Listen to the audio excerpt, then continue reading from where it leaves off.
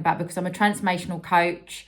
I support mainly women, but some men through various different phases in life. So midlife awakenings, spiritual awakenings, divorce, separation, those transitions in our life, such as career changes, midlife identity crisis, empty nesting. So there's a huge amount of topics that I cover in everything that I do. So yeah, narrowing it down was quite difficult. But Heather had said self-love and believe in it. And the thing that I picked up on that was the believe in it part, because self-love is like a real buzzword. It's a trending hashtag. Everybody loves to talk about self-love. But what does it actually really mean? And I'd love you all just to take a moment, maybe like close your eyes even, and just think about like, what does self-love actually like really mean to you? Is it just running yourself a bubble bath like once a week? Is that self-love? Is it doing a few affirmations, or is it something deeper? Find out. There's no wrong or right answer. It's just you and your truth.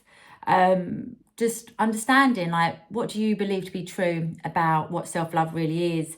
And now I'll tell you a bit about like what I believe self-love to be, because like self-love is the relationship that we have with ourselves. Now, as women, we put everybody else before us. It's a conditioning. We learned it from our mothers, who learned it from their mothers. However, it's completely wrong. And I'll tell you the reason why. The most important relationship that we have is the relationship that we have with ourselves, okay? And the reason for this is that if we are not loving ourselves, like truly loving ourselves and truly embodying that love, then the love that we give to others, so our family, our children, in the work that we do, it's going to be a half-assed version of what they deserve.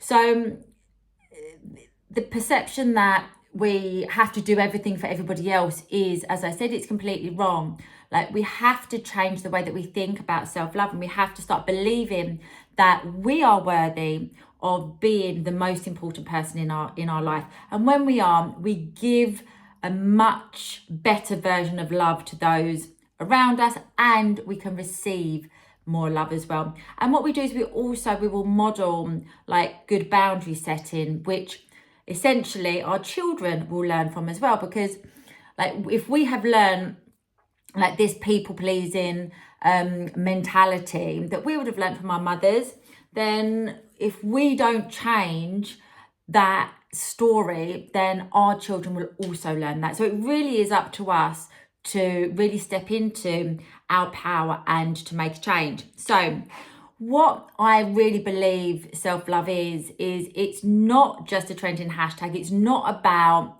the external. And it's great, yes, put your makeup on, dress up, put some nice underwear on, be confident, get a facial, do your hair, do your nails, do all of that stuff. But that is all the external. Real self-love comes from within, and that is accepting all parts of you. And that's the good, the bad, and the ugly. And the thing is, when we get to the bad and the ugly parts, we try to push that away. And this is where we go wrong with self-love, because we're not giving ourselves the time and the space to lean into those like darker elements of us, because, well, it's not pretty, and we don't want to sit with the mirror and like look at how we are neglecting ourselves or self-sabotaging ourselves, or not putting our boundaries in place. It's easier just to run a bubble bath.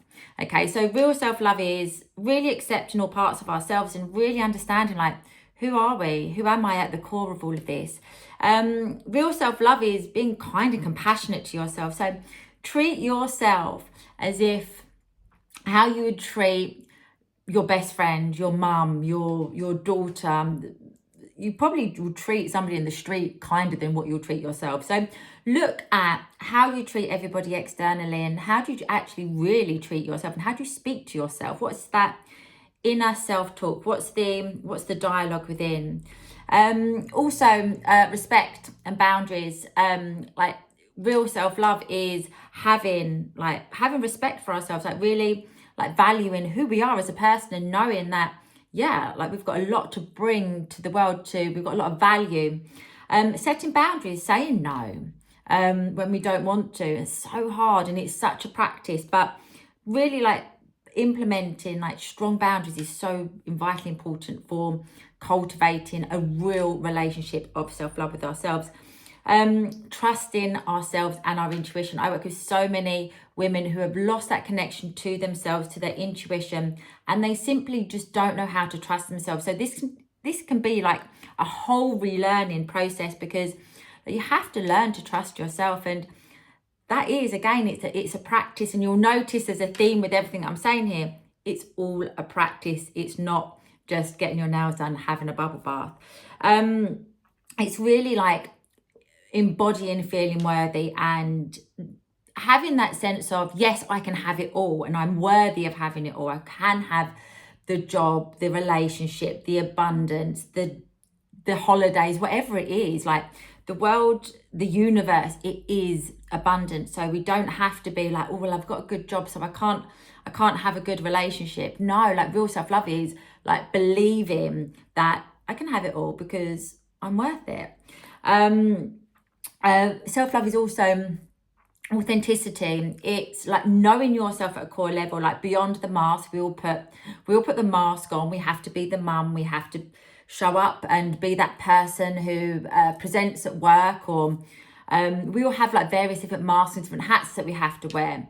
But like real self-love is really connecting to that inner version of you, knowing who she is, and authentically taking aligned action every single day to live in alignment with that truth and who you really are. And self-love is also being dedicated to a journey of self-growth. Okay, we are always learning, shifting, changing, evolving. The universe is always pushing us to be greater. It's like being in a video game. You go through different levels and you're like, oh phew, got through that, and then boom, something else comes, challenges us, and we are pushed to keep going. Self-love is a journey. It's not a destination. You don't get a certificate after 3 months of practicing self-love. You are constantly showing up for yourself every single day, no matter what.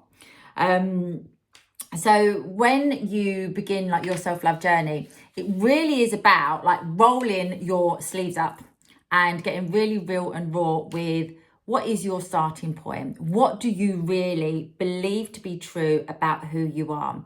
What are your limiting beliefs? What are the traumas that you've had that have impacted the woman who you are today? What are your negative thoughts that are constantly like going around in your mind? What are the stories you tell yourself? So you really have to, and this is like the ugly, like messy part of healing, that is really not hashtagable or Instagrammable, because it's not aesthetic, and it's not external. It is all internal. And for you to begin your self-love journey and to really like embody and believe it, you have to know what your starting point is, because otherwise it's like throwing wet spaghetti up against the wall and just seeing what sticks. You're like doing practices because you've seen it's good, and you might be, oh, that feels nice, but it's fleeting. It doesn't stick. It doesn't resonate. It doesn't embody. It doesn't go deeper. You don't feel that big transformation from within. So it is more than the external. It's more than like just saying affirmations. Like you have to really believe in yourself, believe that you are worthy of having it all, becoming it all, and taking that aligned actions.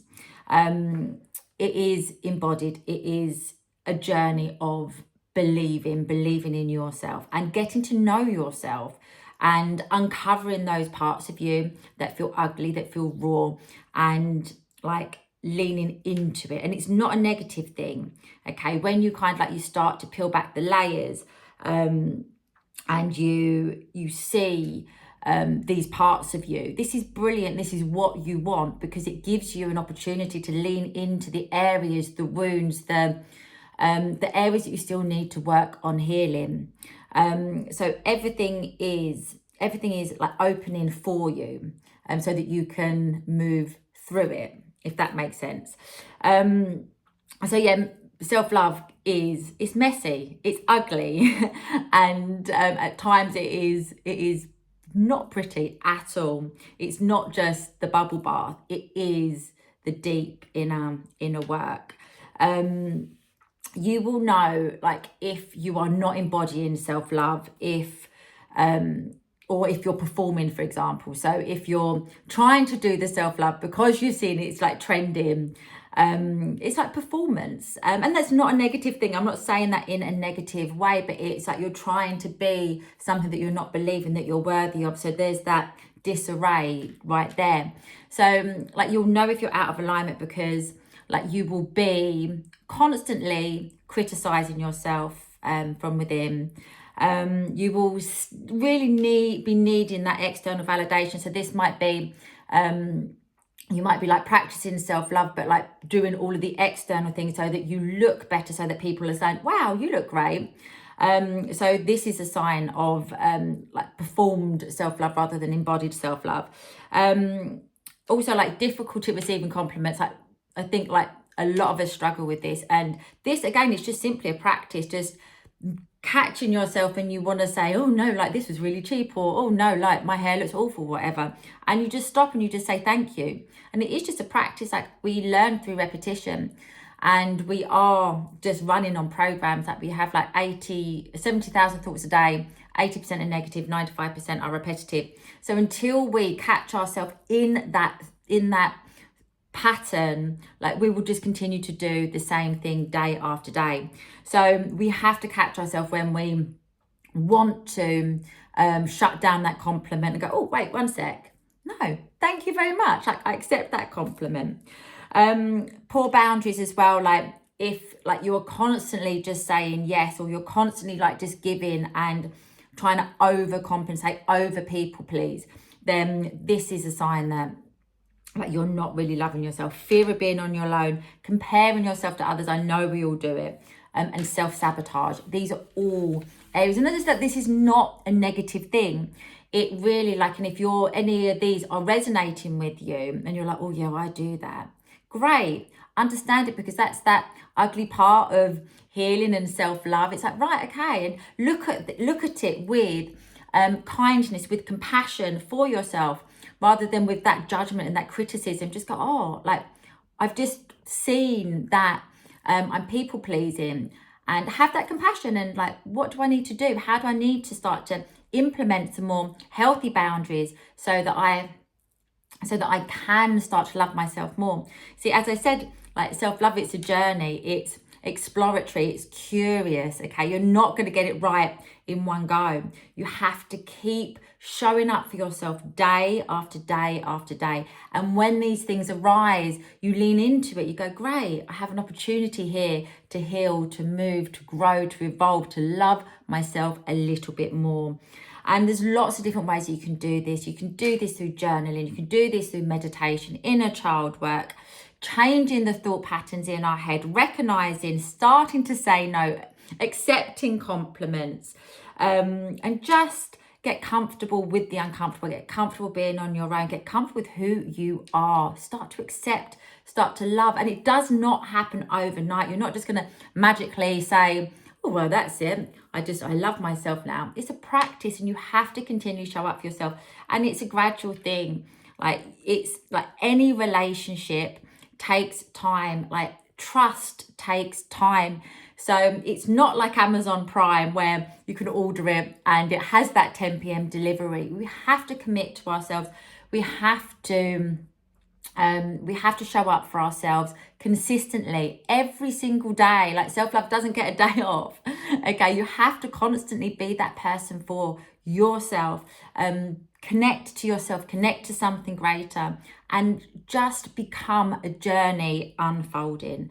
And enjoy it. Like, let go of a time frame, let go of restrictions, let go of judgment, let go of criticism, and just drop into like your feminine energy, where you just explore and you go with the flow and you just ask yourself a question. How do I need to love myself today? What would loving myself today look like? How does that feel? And then you take the aligned action every single day, and you have to believe that you are worthy of love. And when you do, like, magic literally happens, because like your vibration will rise and you will start to see things, opportunities, life unfolding, magic and miracles, synchronicities beyond your wildest dreams, because you become a super attractor, because your vibration, your frequency is high.